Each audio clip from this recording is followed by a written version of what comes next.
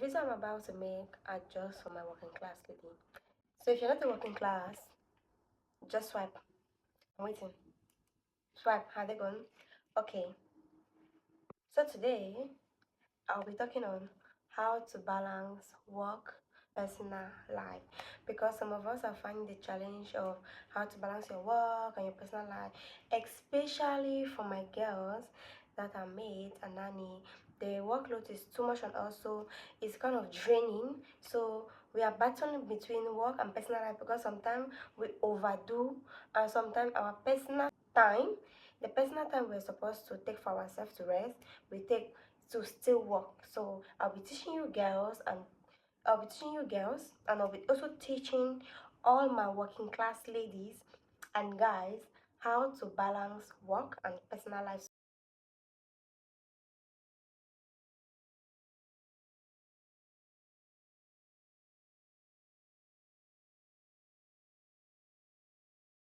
Set boundaries in the sense that know your working hours, know your resting hour, avoid taking extra work, unnecessary extra work after your working hour.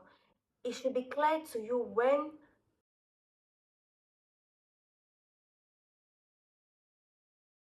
your resting hour. So make sure set that it should be your number one on the list. Respectfully communicate your limits. Baby girl, you need rest.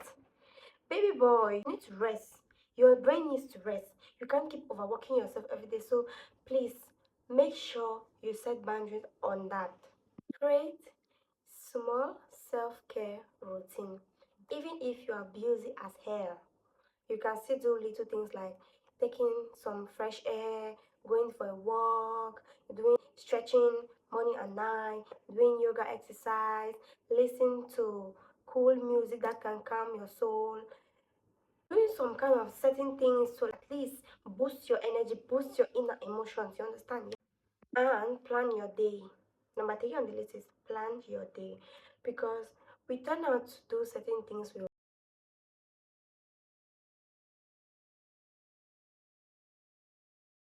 come back to the house. Along the day, you will find out that, oh my god, I did this, I did this. Instead of me, I went to the market quite alright, but on my way to the market, I went here, I went to visit a friend. Like, that was not the plan for that day. So why put other unnecessary things for that day? If you want to go visit your friend, put a day to visit your friend. If you want a day to do your nails, do your hair, put a day for that. If you want a day to sleep, put a day for that. If you have to go to the market, say, okay, today set a goal, like today I'm going to the market, I'm just going to get food stuff and I'm going to come back. You set a clear goal. So for my babies, don't mix things, don't like try to put things together. Try to set a clear goal on your day, on what you are to do that day, like a to-do list on the following day, or on something that you have to do that day. Number four, use your free time wisely. This particular one, I always emphasize on that. Use your time wisely, because you see, this time, like, it's time for nobody. So if you don't use your time wisely, let's say for example you're working at 5 o'clock, from let's say from 6 a.m. to 9 a.m., and then let's say you come back home, you have to eat, you have to shower, you have to relax, and let's say you have like 2 hours to be on your phone, and that 2 hours you go and start watching video that does not boost anything, video that does not teach you anything. Literally, those videos does not do anything to your life. You just go watch them, you just laugh, you just sit online scrolling and wasting your data for no good reason. So I would say on that time you can talk to your family, you can read books, you can listen to podcasts that uplift your soul, aligns with your goals and your vision. You can also listen to cool music also.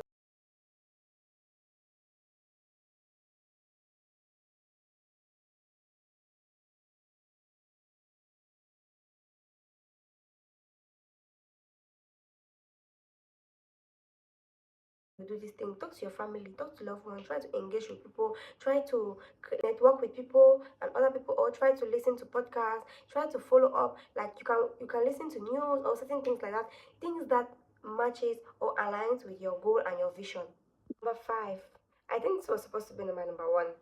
Create a personal connection with God. Some of you don't know what God have done for you. Some of you are literally living in your answered prayers, but you don't know. Do you know that where you are is another person's prayer point? Where you are now, that's another person's prayer point. So I would say create a personal connection with God. Always master the act of thanksgiving. In short, always be thankful for what you have. Stop the no complaint. God, I pray for this, you give me this. Oh God, you're not hearing my prayer. God, you're doing this. God, you're... Master the act of thanksgiving and master the act of contentment. It's not like you're contented with your situation or you want to be in that situation, but you're thanking God and you're contented for what God gave you at that particular time because He has a reason why He gave you. And please pray at least 2 times a day. Thank God for making you wake up. Even before you sleep, thank God for the day and you commit your night. Put God as your number one plan. He should be your plan A. Because without God, we won't be where we are today. So put Him in your plan. Yes. Another one is keep your week balanced. Just like, okay, this week, let's say we have 7 days a week. Like Monday, I will go out, I'll reconnect with people, I'll try to meet new people, I'll try to create connection for myself. Tuesday, I'll use that to talk to families, do family video calls with families, with friends, check up on them and know how they are doing. Day 3, I will go for gym or I'll go for like jogging, running, stuff like that. You can say day 4, you can go like for your manicure and pedicure, for your upkeep, for your nails, things like that. Day 5, you can say day 5, you dedicate day 5 on, how can I say, there's something because I think on self-reflection, like you reflect on yourself, you're quiet, you go to a quiet place, you visit somewhere quiet, you sit there, you try to reflect on yourself, you try to reflect on your goals, things you want again, things you want and things you don't want, try to see how to achieve that goal, and stuff like that, just to name a few. Don't carry work stress at home. This particular topic, this particular point is for the girls that are doing nanny jobs or maid jobs. Don't carry work stress at home. Being that you can be your your live-in maid or live-in nanny, and you work, you close and everything, and you have to go sleep. Maybe eventually where you're sleeping, that's where you do the ironing of the kids' clothes or your boss clothes or things like that. That is your time to rest. Do not carry yourself to go and start ironing no matter what. Do not do that particular time. You close from work, go take a shower. If you are to eat, you rest, or you listen to music, anything you want to do, or you can talk with your family at that particular time, or you can read few books, or you can read your Bible, and then you sleep. It is your resting period. It is not for work. Some of you go and do too much. You take the work and still continue, and sometimes you see you burn out. The next day you feel so tired, you feel so exhausted just because you did not sleep properly. You don't have to carry work stress at home. No, home is at home. If you do not finish your work for that day, keep it there. Kalas. When you go the next day, you will finish it. It's not like the world is going to end if you don't iron those clothes. It's not like the world is going to end if you don't fold those clothes. Keep them there. When the next day reach, you can go do that. Next point is always try to say no. No. Politely. Let's take for example, you are doing something, someone bring another extra tax on top of what you're doing. You don't just say, okay, I'll go do it now. I'm doing it now. I'll rush and do it before I'll come continue. No. You have to tell the person politely, please, can I finish with what I'm doing? And I'll look into that. It's so polite. It's not like you're telling the person, no, I will not do it. No. You're telling the person, can you finish with what you're doing now at the moment? Then you will look into what the person is telling you to do. This also is an example for those doing the cleaning job, those taking care of the kids, those working like housekeeping in hotels, waiters and stuff like that. You can't carry too many tasks at once. You can't do too many tasks at once. They said that jack of all, you cannot be a jack of all trades. You'll be a master of none. Like, let's say for example, you're ironing, they say go cook. Or they say you're ironing and they say go clean the fridge. You can say, please, can I finish ironing this?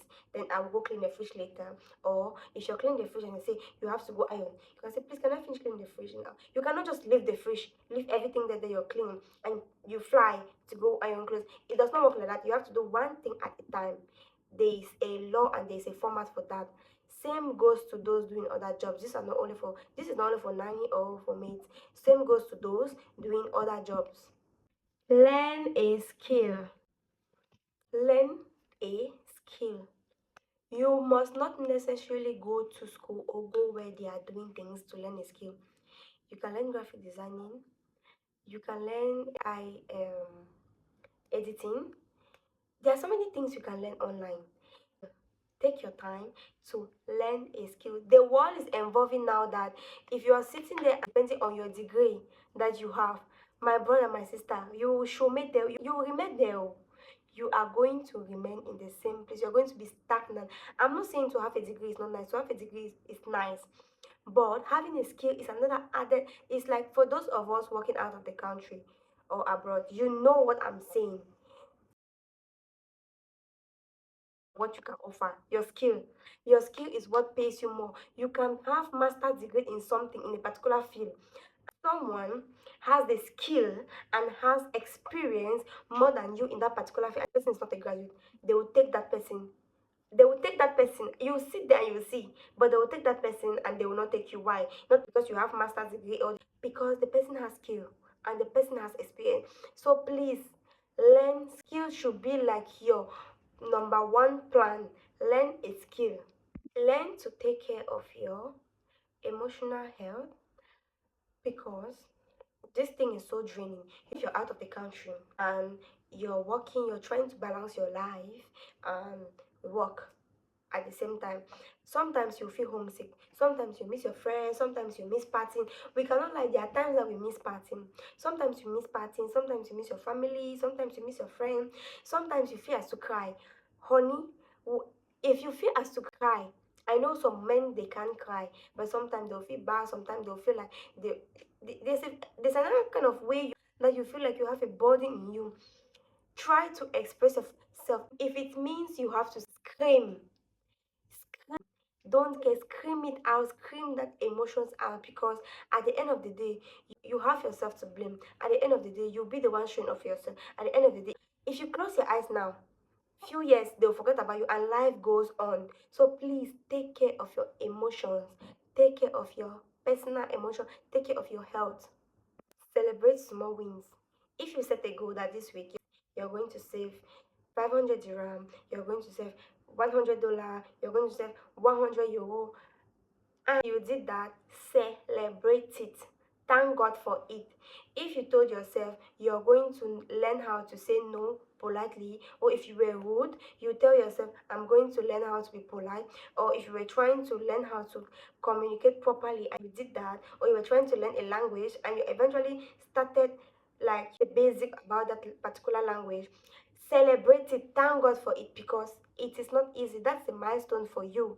It's an achievement for you, because slowly but surely you will get to where you want. So always try to celebrate your little wins, because it's very necessary. Build relationship outside work. Try to connect with people, with new people. Try to attend conferences. Try to attend meetings that empower people. Try to connect with people, because you don't know who might help you in the future. So I always tell people, try to connect with people. Not everyone. You don't go to a public space and you put your face like this. Why are you scaring? Are you a masquerade?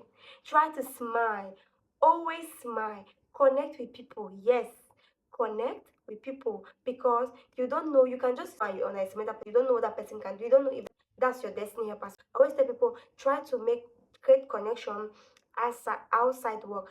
I would say for those doing the nanny and the maid job, it's not really easy, because sometimes some of us have just one of these and some have weekly off days. So if you have one of these, try to make that one of them meaningful.